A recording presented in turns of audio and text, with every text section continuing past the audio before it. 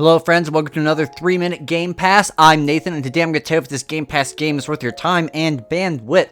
Today's game is The Evil Within. Shinji Mikami of Resident Evil 4 fame is here to bring us back to third-person horror action. Does The Evil Within live up to its creator's pedigree? Let's find out. The Evil Within is an Xbox, PC, and cloud cross-release, and it does have cross-save between cloud and Xbox, but not Xbox and PC. There are no upgrades to this game whatsoever, and it takes about 15 hours to beat. So what exactly is The Evil Within? Well, it's a third-person horror action game with some very light stealth elements and a heavy emphasis on spooky environments and surreal horror landscapes. You play as the cop/detective Sebastian, who on a call to a mental asylum gets sucked into basically horror hell world, which tosses in between multiple horror-themed scenarios on and off throughout the rest of the game. The game plays like a standard third-person shooter with a few wrinkles. First, you don't have much ammo. It is a true survival horror, which means, especially early on, stealth is required. You end up using things like matches to shoot enemies to the ground and then burn them alive, which is another limited resource that you have to manage. And lastly, there's an upgrade system that you access at a hub area where you can save the game as well as upgrade your weapons, abilities,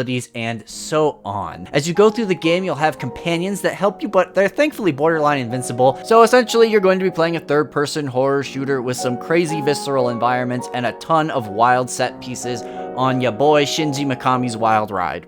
So what do I like about The Evil Within? Well, it has fantastic areas to explore with a great mixture of gore, horror, and visceral violence. The game is also pretty challenging, requiring you to master the tools at your disposal to succeed, including the Agony Crossbow, which is basically a Swiss Army knife of stuff you can do with it, from flashbangs, smoke bombs, ice, arrows, you got all the stuff. And lastly, the enemy design overall is just fantastic. The game constantly throws new enemies at you, new scenarios, and new strategies that are required to take them down. It always keeps you on your toes, which just amplifies that tension and horror element. So when it comes to the bad, there are just so many instant kill enemies in this game, and they are incredibly frustrating. Most of them, to be fair, are near the end, but every time one of them gets you, you just get pissed off, and with the checkpoint system not being that great, it just adds to that frustration. The story is also terribly paced. I have no idea what is going on for at least the first half of the game, which makes you feel like the character isn't very proactive at all. Not to mention Sebastian is very boring. He's just a grizzled cop archetype, and he doesn't even really react to anything going on in a believable way, which makes it hard to feel driven by the plot as a player. And lastly, this game has a lot of technical problems, even running today. The game allegedly runs at 30 FPS, but even that is questionable, and while the environments can look great, the graphical fidelity of the objects in them is just all over the place. This definitely feels like a game that came out between console generations. So as you know, I rate games on a 3-point scale: must play, maybe consider, don't bother. This game is a maybe consider, but I also think it is a bit of a hidden gem. The Evil Within was one of the hardest games to give a rating to on this channel. When I first started, I was firmly in the don't bother.